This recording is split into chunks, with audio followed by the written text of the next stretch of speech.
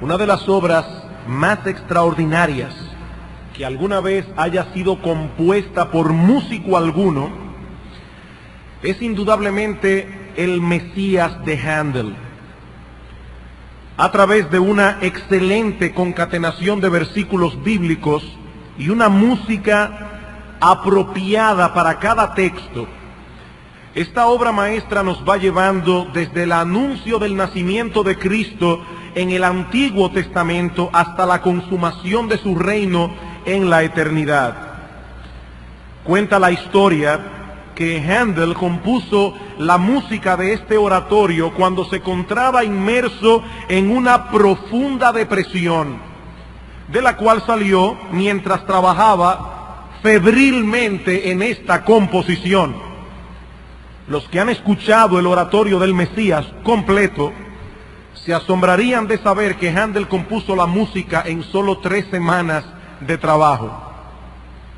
Puede ser que muchos aquí no hayan tenido la oportunidad de escuchar la obra completa del Mesías, pero seguramente sí ha escuchado su pieza más famosa, el Aleluya, cuya letra es una mezcla de 2 textos del Apocalipsis. Apocalipsis 19:6, donde dice: Aleluya, porque el Señor nuestro Dios Todopoderoso reina.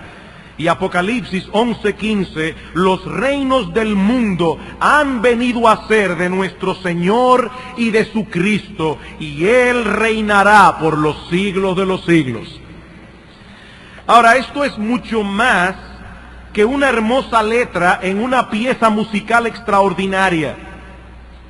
Estos textos bíblicos nos presentan el gran final en la historia humana, tal como fue concebida en la mente de Dios e incluida en su decreto eterno.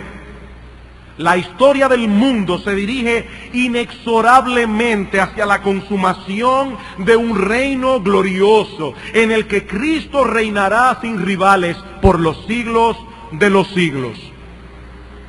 Conocer el Aleluya de Händel y disfrutarlo es una cosa. Creer en la promesa de esos textos bíblicos y vivir a la luz de ellas es otra muy distinta. Y en la mañana de hoy, en nuestra serie consecutiva de exposiciones en el libro de Daniel, vamos a considerar uno de los textos bíblicos claves en el Antiguo Testamento que anuncian la llegada de ese reino del Mesías. Daniel capítulo 7. Daniel capítulo 7. Y vamos a leer los versículos 13 y 14. A propósito del Aleluya, muchas veces me he preguntado si cuando uno llegue al cielo lo van a esperar con un coro y le van a cantar a uno algo como eso. Sería glorioso, pero no lo sabemos. Daniel capítulo 7, versículos 13 y 14. Miraba yo en la visión de la noche, y he aquí con las nubes del cielo venía uno como un hijo de hombre, que vino hasta el anciano de días, y le hicieron acercarse delante de él, y le fue dado dominio, gloria y reino, para que todos los pueblos, naciones y lenguas le sirvieran. Su dominio es dominio eterno, que nunca pasará, y su reino uno que no será destruido. Esta es la 4ª ocasión en que nos detenemos en el estudio de este capítulo del libro de Daniel. Y aunque algunos detalles de esta profecía pueden ser complicados, el mensaje central que comunica es claro y sencillo.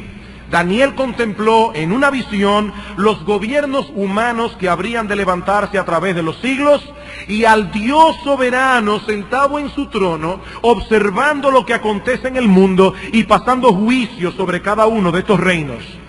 Eso es básicamente lo que hemos visto hasta ahora al considerar los versículos 1 al 12 del capítulo 7. Y es posible que hayamos perdido algún detalle aquí y otro allá al tratar de interpretar esta visión. Pero su punto focal es que el destino del mundo no está en las manos de los hombres, ni de los gobiernos humanos crueles y corruptos, sino en las manos de un Dios sabio, bueno, justo y todopoderoso. En los versículos 13 y 14 que estudiaremos Hoy, la visión de Daniel da un paso más adelante para mostrarnos que a pesar del panorama desolador que plantean estos gobiernos que Daniel describe aquí, podemos mirar al futuro con esperanza, porque al final de la historia habrá un reino de justicia y de paz, donde los justos vivirán confiados y seguros.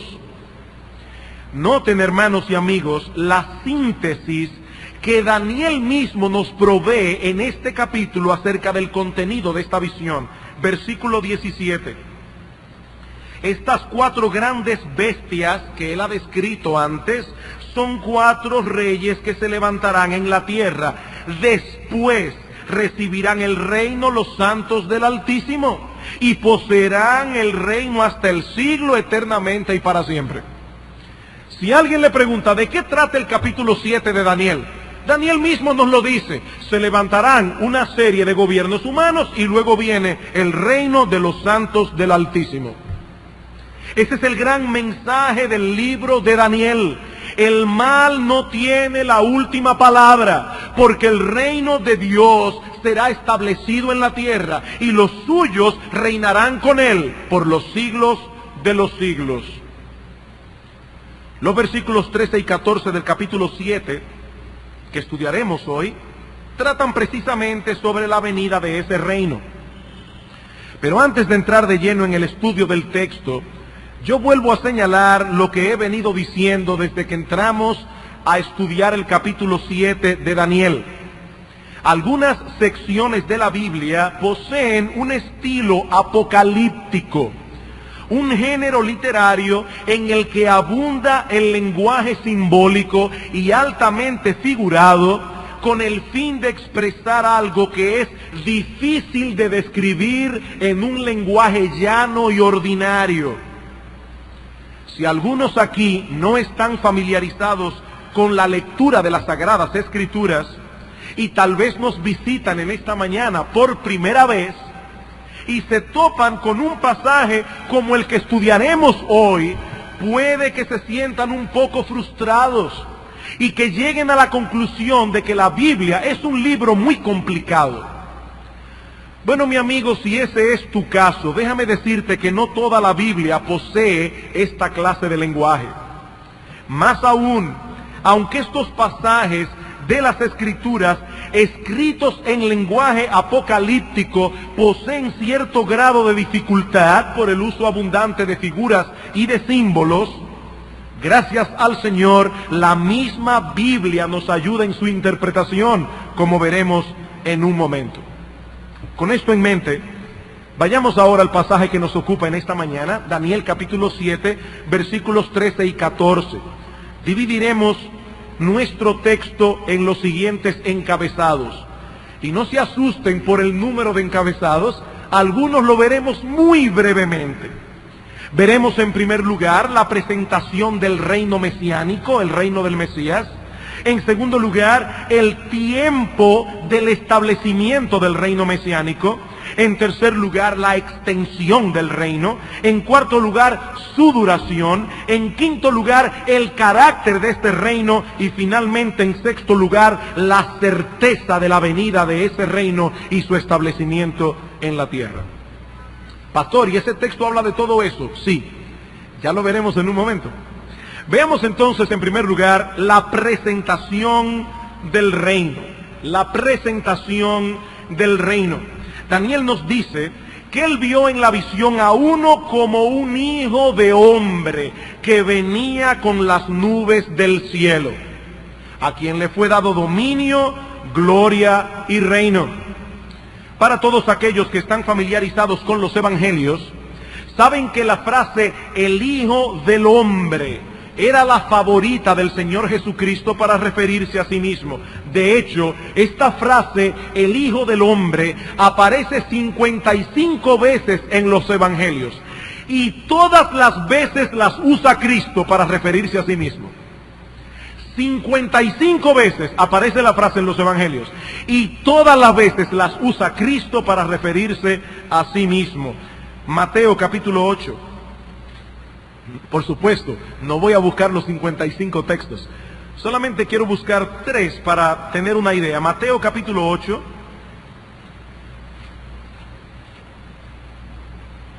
Versículo 18 al 20. Viéndose Jesús rodeado de mucha gente, mandó pasar al otro lado. Y vino un escriba y le dijo: Maestro, te seguiré a donde quiera que vayas. Jesús le dijo: las zorras tienen guaridas, las aves del cielo nidos, mas el Hijo del Hombre no tiene donde recostar su cabeza. Mateo capítulo 9, versículo 6. Pues para que sepáis que el Hijo del Hombre tiene potestad en la tierra para perdonar pecados, dice entonces al paralítico: levántate, toma tu cama y vete a tu casa. Marcos capítulo 8, versículo 38. Marcos capítulo 8, versículo 38. Porque el que se avergonzare de mí y de mis palabras en esta generación adúltera y pecadora, el Hijo del Hombre se avergonzará también de él cuando venga en la gloria de su Padre con los santos ángeles. Y en el capítulo 10, versículo 45 de Marcos dice: porque el Hijo del Hombre no vino para ser servido, el Hijo del Hombre vino para servir y para dar su vida en rescate por muchos.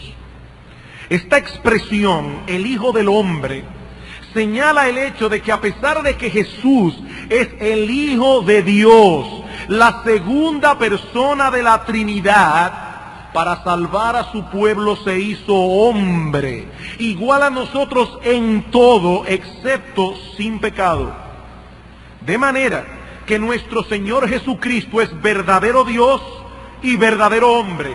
Él es 100% Dios, el Hijo de Dios, pero es también el Hijo del Hombre, 100% hombre, solo que sin pecado. Al usar este título para referirse a sí mismo, Jesús se identificó con esta figura celestial que Daniel vio en la visión del capítulo 7. Ahora noten, volviendo una vez más a Daniel, noten que la figura que vio Daniel era uno como un hijo de hombre. Daniel no dice allí: yo vi a un hijo de hombre. Daniel dice: yo vi a uno que era como un hijo de hombre. No olviden que Daniel está escribiendo en el Antiguo Testamento. Jesucristo no se había encarnado aún. Jesucristo era, en el momento que Daniel vio la visión, el Hijo de Dios. Él llegaría a ser luego el Hijo del Hombre al encarnarse en el vientre de una virgen llamada María. Pero en ese momento todavía Jesús no era hombre. Jesús era solo el Hijo de Dios. Por eso Daniel lo ve como una figura. Dice: él era como un hijo de hombre. Por otra parte, Daniel nos dice que él contempla a este que era como un hijo de hombre viniendo con las nubes del cielo. Y este detalle, mis amados hermanos y amigos que nos visitan, es clave para interpretar esta visión. En muchos pasajes del Antiguo Testamento se asocian las nubes con la presencia de Dios viniendo del cielo a socorrer a su pueblo. Por ejemplo, Éxodo capítulo 13. Y les adelanto que hoy vamos a estar buscando muchos textos bíblicos. Si usted no es rápido con el manejo de las Escrituras, ponga atención. Voy a tratar de leerlos despacio. Éxodo capítulo 13, versículo 21. Israel acaba de ser libertado de la esclavitud en Egipto, va a ser guiado por Dios a través del desierto a la tierra prometida. Y dice en el versículo 21, Jehová iba delante de ellos de día en una columna de nube para guiarlos por el camino, y de noche en una columna de fuego para alumbrarles, a fin de que anduviesen de día y de noche. Nunca se apartó de delante del pueblo la columna de nube de día, ni de noche la columna de fuego. Primer libro de Reyes, capítulo 8. Primer libro de Reyes, capítulo 8. El templo de Salomón acaba de ser edificado. Y Salomón ha traído a todo el pueblo para hacer un culto de dedicación a Dios de este templo fabuloso que él acaba de construir. Y dice en el capítulo 8, versículo 10, cuando los sacerdotes salieron del santuario, la nube llenó la casa de Jehová, y los sacerdotes no pudieron permanecer para ministrar por causa de la nube, porque la gloria de Jehová había llenado la casa de Jehová. ¿Qué significa esta nube que ha descendido al templo? Que Dios mismo en su gloria ha venido a la dedicación. Salmos, capítulo 104. Libro de los Salmos, 104. Hermanos, ¿por qué me estoy afanando en buscar todos estos textos? Porque quiero dejar bien claro que lo que estamos diciendo aquí es lo que la misma Biblia interpreta. Quiero dejar bien claro que es lo que la misma Biblia interpreta, que no estamos inventando cosas. Dice en el Salmo 104, versículos 1 al 3, bendice alma mía Jehová, Jehová Dios mío, mucho te has engrandecido, te has vestido de gloria y de magnificencia, el que se cubre de luz como de vestidura, que extiende los cielos como una cortina, que establece sus aposentos entre las aguas, el que pone las nubes por su carroza, el que anda sobre las alas del viento. En un lenguaje poético dice el salmista, las nubes son la carroza de Dios. Y en el Antiguo Testamento indicaban la presencia de Dios en medio de su pueblo. Cuando llegamos al Nuevo Testamento, encontramos que repetidamente, una y otra vez, se señala el hecho de que nuestro Señor Jesucristo volverá por segunda vez en gloria con las nubes del cielo. Mateo capítulo 24. Mateo capítulo 24. Versículo 29. E inmediatamente después de la tribulación de aquellos días, el sol se oscurecerá, la luna no dará su resplandor, las estrellas caerán del cielo y las potencias de los cielos serán conmovidas. Entonces aparecerá la señal del Hijo del Hombre en el cielo. Y entonces lamentarán todas las tribus de la tierra y verán al Hijo del Hombre viniendo con las nubes del cielo con poder y gran gloria. ¿No suena eso a Daniel 7? Verán al Hijo del Hombre viniendo con las nubes del cielo. Marcos capítulo 14. Evangelio de Marcos capítulo 14. Cristo está aquí siendo juzgado en el Sanedrín. El sumo sacerdote no ha podido encontrar ninguna acusación que sea válida para condenarle. Así que el sacerdote decide poner a Cristo bajo juramento y le pregunta directamente en el versículo 61, ¿eres tú el Cristo, el Mesías, el Hijo del Bendito? Jesús le dijo, yo soy, y veréis al Hijo del Hombre sentado a la diestra del poder de Dios y viniendo en las nubes del cielo. Si yo soy el Cristo, el Hijo del Bendito, el Hijo del Hombre, que vendrá con las nubes del cielo. Hechos, capítulo 1. Hechos, capítulo 1. Versículo 10. Versículo 9. El Señor Jesucristo está aquí hablando con los discípulos luego de la resurrección. Y dice en el versículo 9, habiendo dicho estas cosas, viéndolo ellos, fue alzado la ascensión de Cristo y le recibió una nube que lo ocultó de sus ojos. Esta nube es la Shekinah de Dios, es la gloria de Dios manifestada en una forma visible. Y dice que esta nube recibe al Señor. Y estando ellos con los ojos puestos en el cielo, entre tanto que él se iba, he aquí se pusieron junto a ellos dos varones con vestiduras blancas, los cuales también le dijeron, varones Galileos, ¿por qué estáis mirando al cielo? Este mismo Jesús que ha sido tomado de vosotros al cielo, así vendrá como le habéis visto ir al cielo. ¿Cómo se fue? En las nubes. ¿cómo volverá? De la misma manera. Apocalipsis, capítulo 1.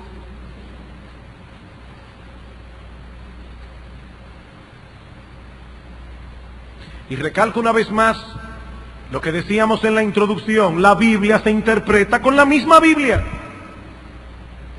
Dice en Apocalipsis capítulo 1, versículo 7: he aquí que viene con las nubes, y todo ojo le verá, y los que le traspasaron, y todos los linajes de la tierra harán lamentación por él. Sí, dice Juan, amén. Y en Apocalipsis 14, 14, miré y he aquí una nube blanca, y sobre la nube uno sentado semejante al Hijo del Hombre, que tenía en la cabeza una corona de oro y en la mano una hoz aguda. El Señor Jesucristo volverá por segunda vez con las nubes del cielo. Y es este evento glorioso el que Daniel contempló en su visión. Daniel vio a Dios el Hijo viniendo con las nubes del cielo y presentándose primero delante de Dios el Padre para recibir de su mano el reino. Vamos a Daniel otra vez. Daniel capítulo 7. Miraba yo en la visión de la noche, versículo 13, y he aquí con las nubes del cielo venía uno como un hijo de hombre que vino hasta el anciano de días. Y le hicieron acercarse delante de él, y le fue dado dominio, gloria y reino. ¿Qué es lo que tenemos aquí? Es una representación simbólica de una audiencia real. Dios el Hijo es presentado delante de Dios el Padre en una escena llena de solemnidad para recibir aquel reino que fue preparado para él desde antes de la fundación del mundo. Eso es lo que Daniel está contemplando aquí. El momento en que el Mesías se dispone a regresar en gloria para recibir, para tomar posesión aquel reino que le pertenece por decreto de Dios.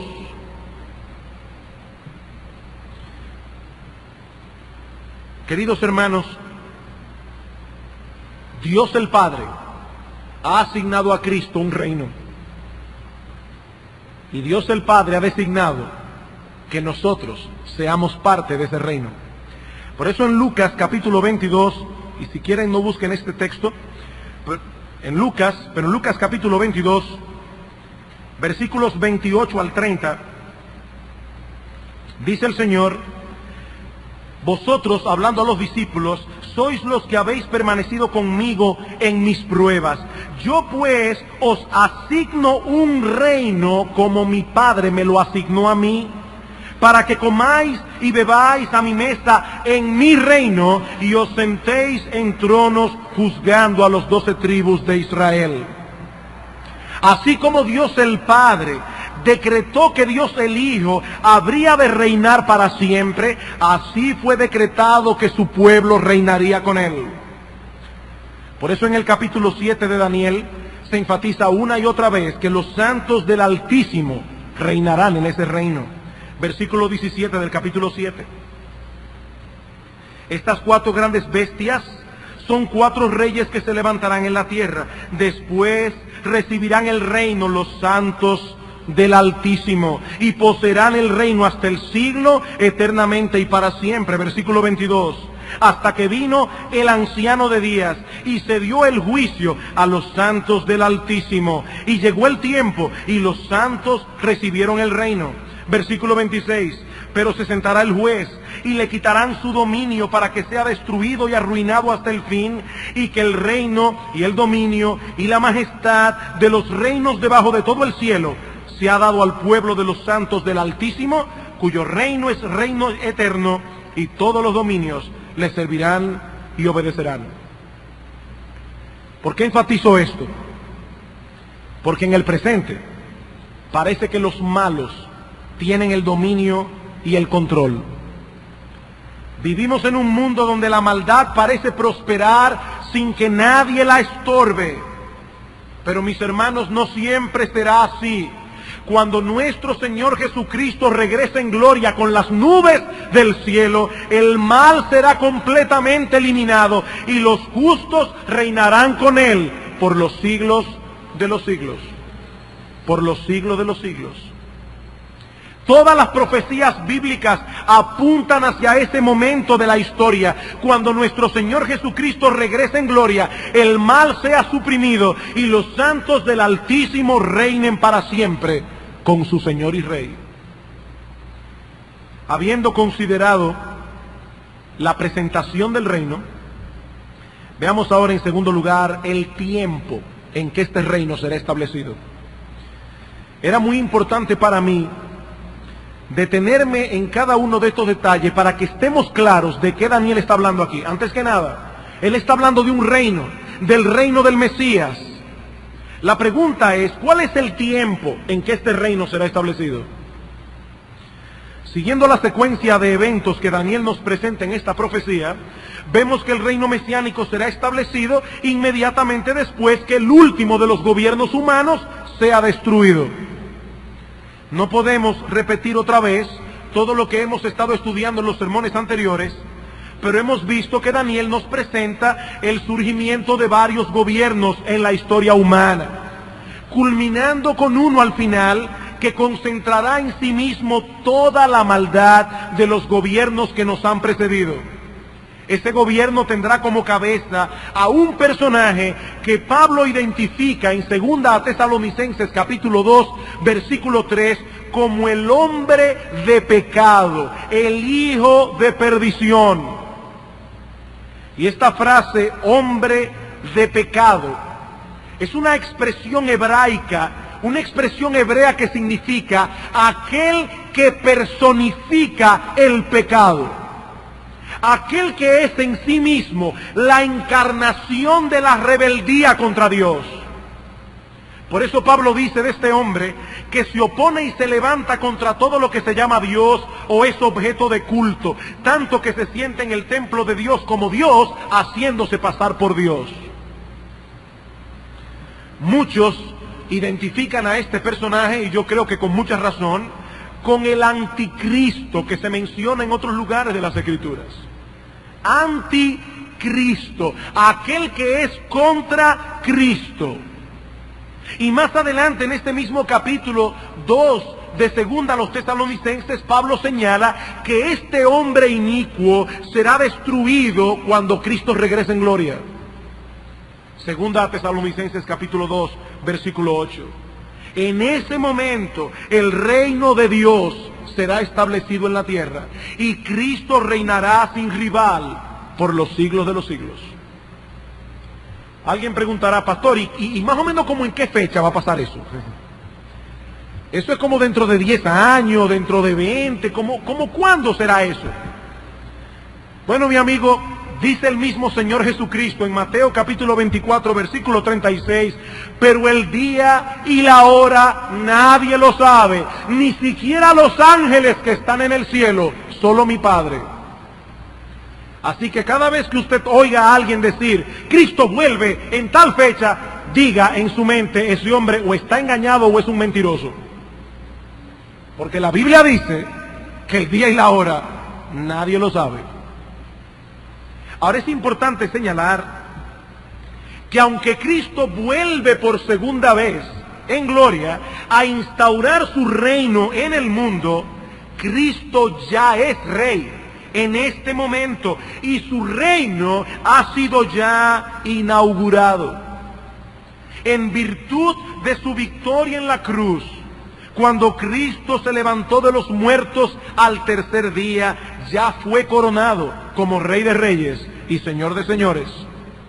Por eso Pablo dice en Colosenses capítulo 1, versículo 13, que todo aquel que se ha convertido al Señor ha sido librado de la potestad de las tinieblas y ha sido trasladado al reino de su amado Hijo. Todos los cristianos se encuentran bajo el gobierno y la autoridad de Cristo. Cristo reina sobre su pueblo con toda la autoridad de un rey soberano. Vayamos por un momento al conocido texto de Mateo 28,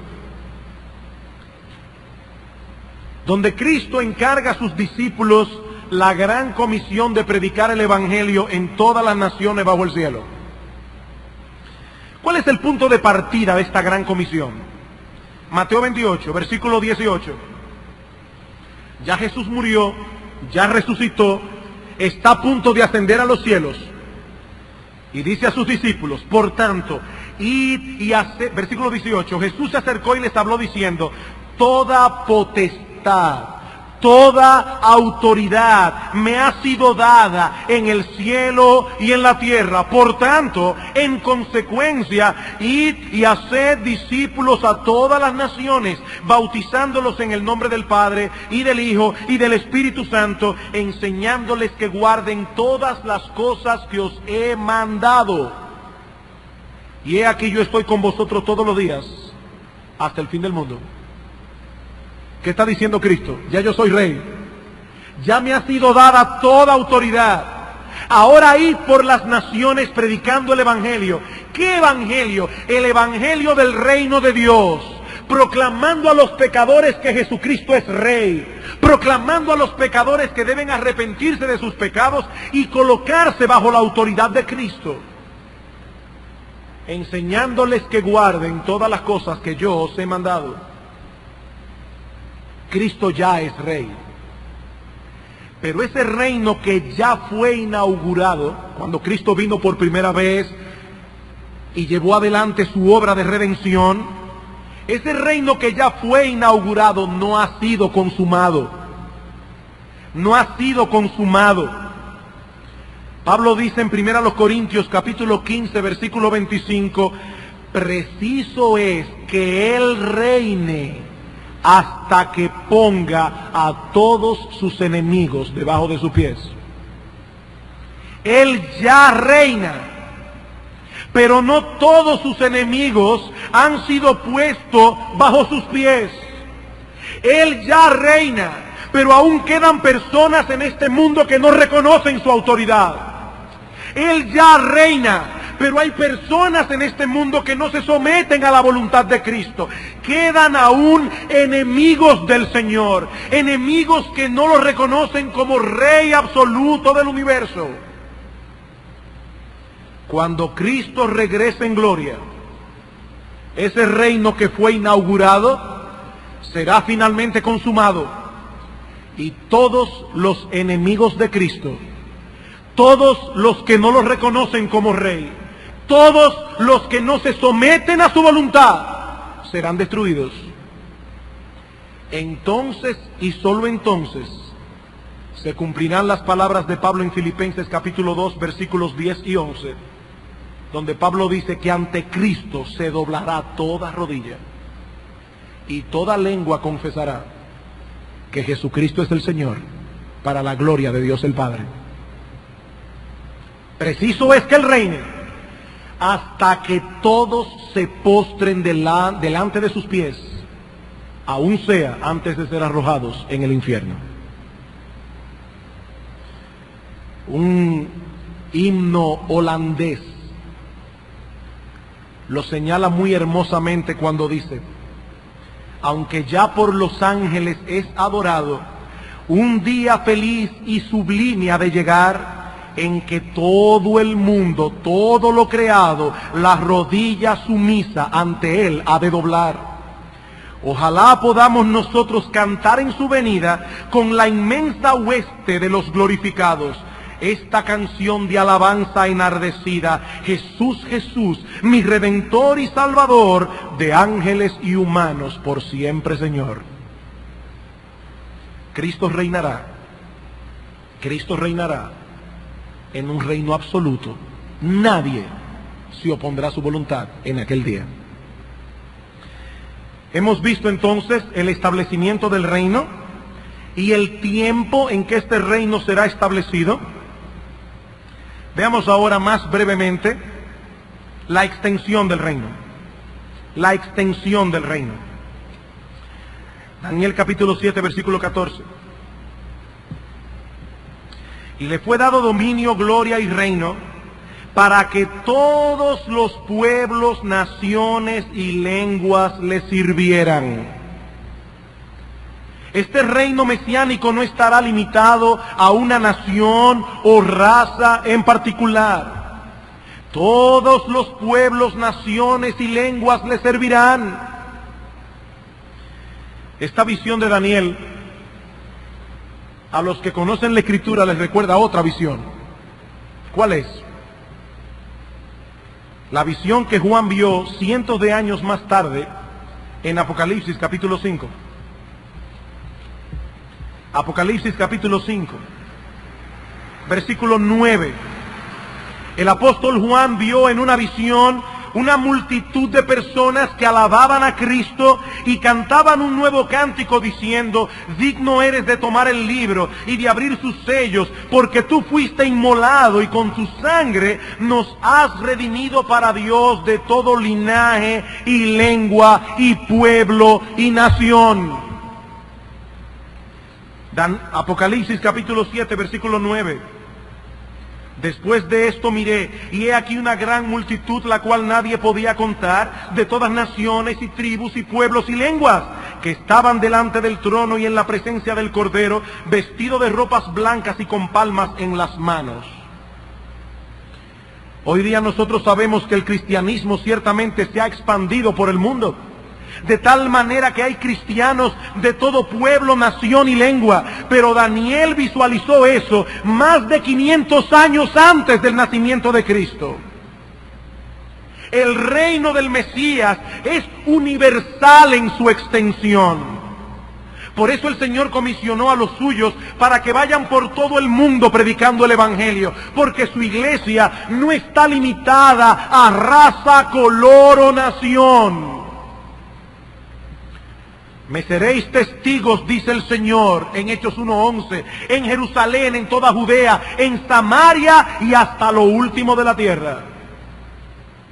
Esos pocos hombres, sin poder político, sin poder económico, sin recursos, esos pocos hombres que no contaban con medios masivos de comunicación, han propagado el Evangelio por el mundo entero. El Evangelio es hoy día una fuerza poderosa que nunca ha podido ser destruida, porque Dios ha decretado que el reino de Cristo abarcará todos los pueblos, naciones y lenguas bajo el cielo. Y prueba de eso es que en el año 2002 hay un grupo de dominicanos adorando a Jesucristo en este mismo día.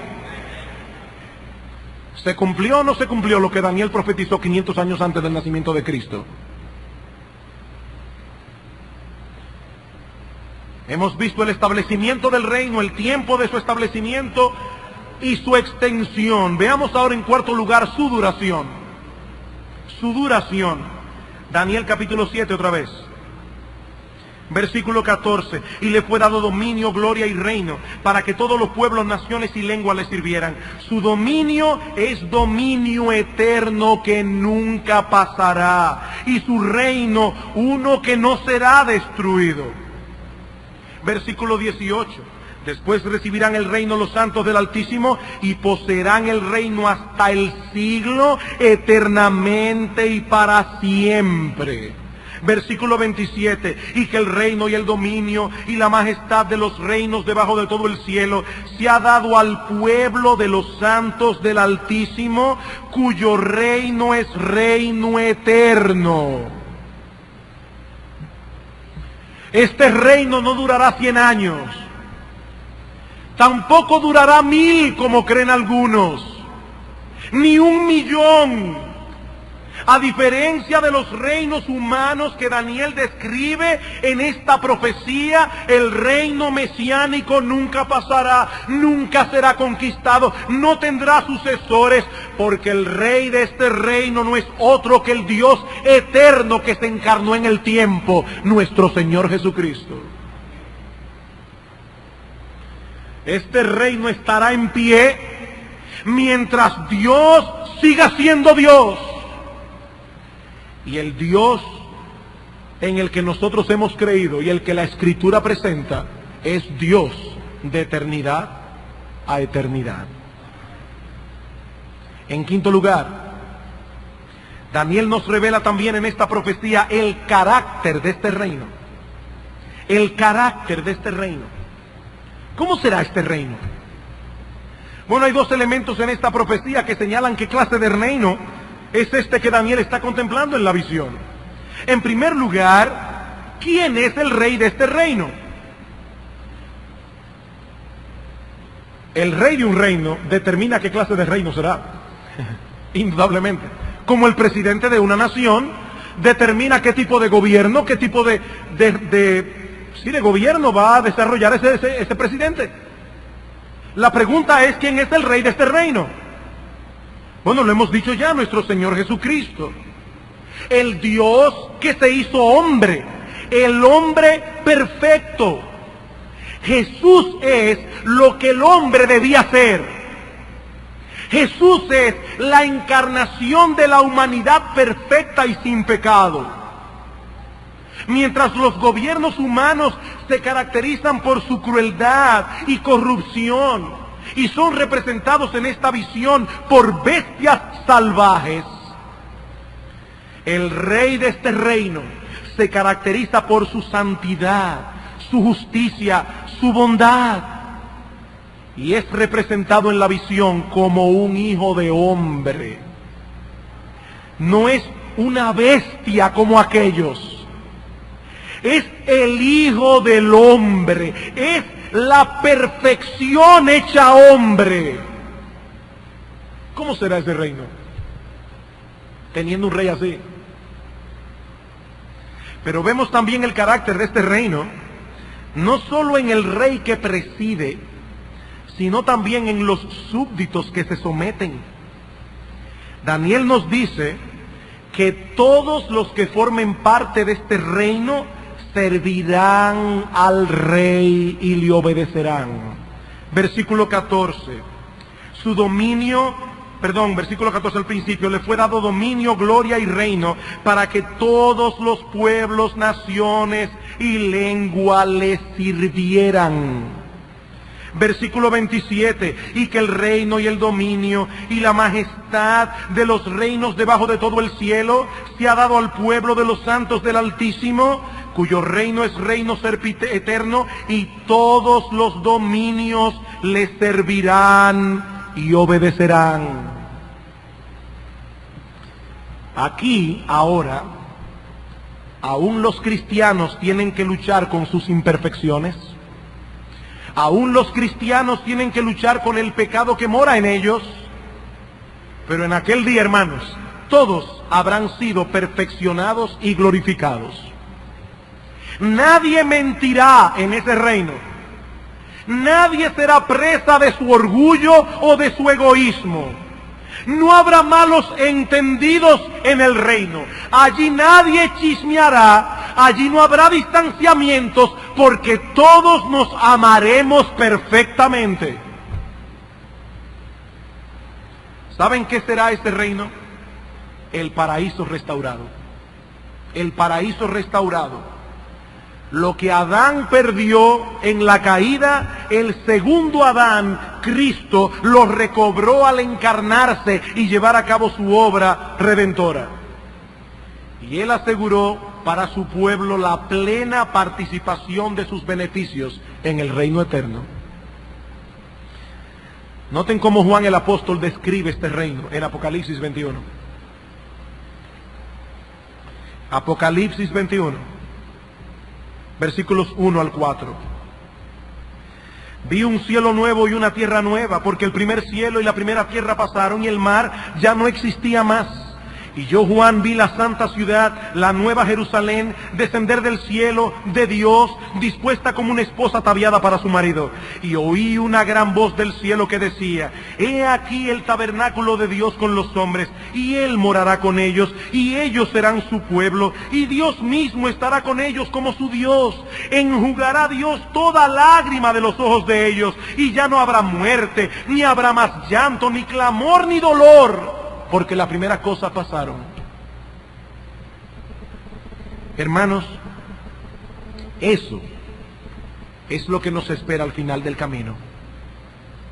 Con toda certeza podemos esperar el cumplimiento de esta promesa, porque es el Dios de verdad quien lo ha prometido. Y eso nos lleva de la mano a nuestro último encabezado: la certeza del reino. La certeza del reino. Puede ser que algunos aquí, al escuchar estas cosas, se pregunte con escepticismo: ¿y será verdad que Cristo vuelve por segunda vez?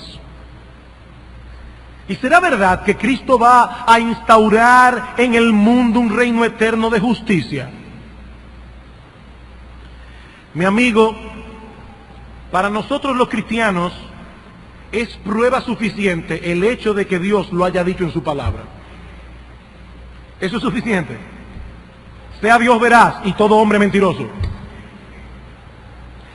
Pero si tienes alguna duda, considera este argumento. La Biblia contiene un sinnúmero de profecías, muchas de las cuales que anunciaban de antemano el nacimiento de Cristo y su obra de redención. Profecías que se han cumplido con una precisión asombrosa. En este mismo libro de Daniel encontramos unas cuantas.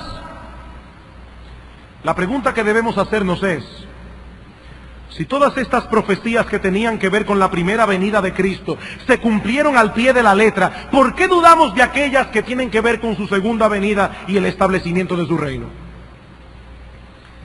Cristo mismo prometió que volvería y que habría de instaurar en el mundo un reino de paz y de justicia.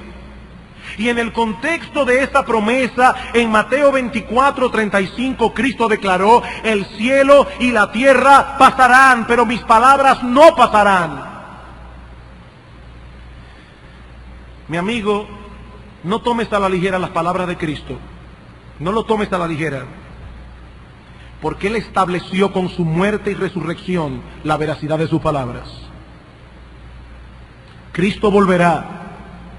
Cristo volverá, no como el niño que nació en el pesebre, no como el siervo sufriente que murió humillado en una cruz para salvar a su pueblo, no. Él vendrá con las nubes del cielo con poder y gran gloria, y los suyos reinarán con Él por los siglos de los siglos. Amados hermanos, esa es nuestra esperanza, nuestra única esperanza. Cristo volverá, tal como lo ha prometido. Eso es tan cierto como la noche sigue al día. Esa es la meta final hacia la cual corre la historia como un río hacia el océano. Cristo vuelve y reinará, como dice uno de nuestros himnos. Y ahora yo me pregunto, y con esto concluyo: ¿qué efecto debe tener eso en nosotros? Bueno, en primer lugar, esto debe producir en nosotros un profundo consuelo y una gozosa expectación. Un profundo consuelo y una gozosa expectación. Queridos hermanos, hay esperanza para el cristiano, y solo para el cristiano, porque la historia del hombre concluye con la segunda venida de su Señor en gloria. Ahora, dice Pablo, nuestra vida está escondida en Cristo. Colosenses 3. Ante los ojos del mundo, los creyentes son unos pobres tontos que han perdido su vida. El mundo no nos ve como los herederos de un reino. El mundo nos ve como tontos. Vuestra vida, dice Pablo, está escondida en Cristo. Pero cuando Cristo, quien es vuestra vida, se manifieste, dice Pablo, nosotros seremos manifestados con Él en gloria. Hay esperanza, mi hermano. Las cosas no siempre serán como son ahora. Esto es solo un breve preámbulo, apenas una leve tribulación momentánea, dice Pablo. Cristo volverá. Y cuando eso ocurra, seremos consolados por ese mismo Señor que por amor a nosotros vino a la tierra por primera vez y murió en una cruz como un criminal.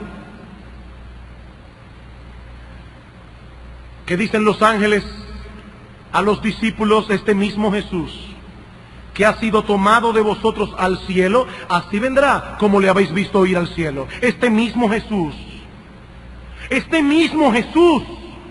el que compasivamente sanó a los enfermos, consoló a los afligidos, soportó con paciencia las flaquezas y debilidades de sus apóstoles, ese mismo Jesús que con su poder calmó el mar embravecido, ese mismo Jesús que resucitó el cuerpo de Lázaro después de 4 días de muerto, ese mismo Jesús que fue golpeado, escupido, coronado de espinas y luego clavado en una cruz por nosotros, ese mismo Jesús volverá en gloria otra vez, ese mismo Jesús.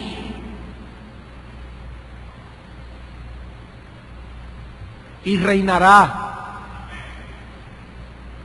Y nosotros reinaremos con Él.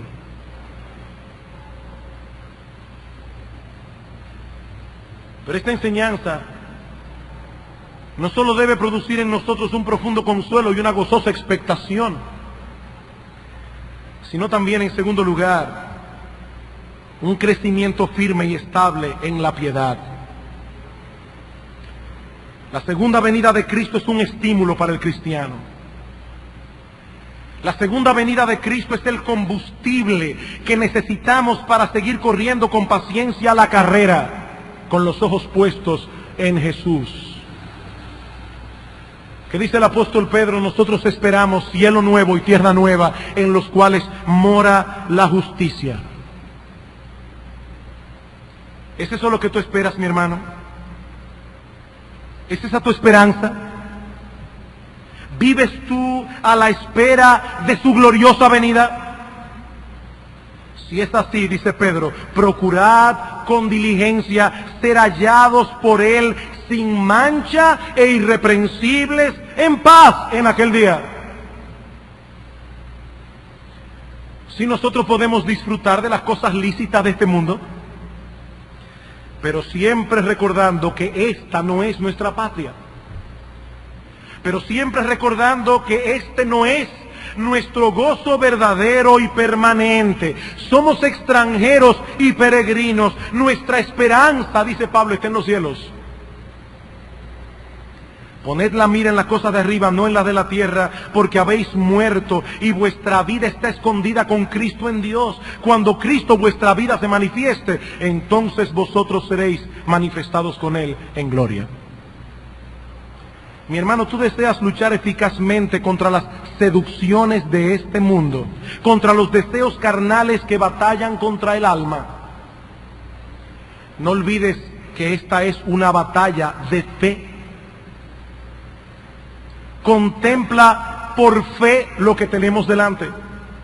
Medita a menudo en la venida de tu Señor. Regocíjate anticipadamente en todo lo que ese evento significará para ti. Y entonces verás que los deleites temporales y pasajeros de este mundo no son tan atractivos como parecen. Hermanos, yo recuerdo cuando esta iglesia empezó,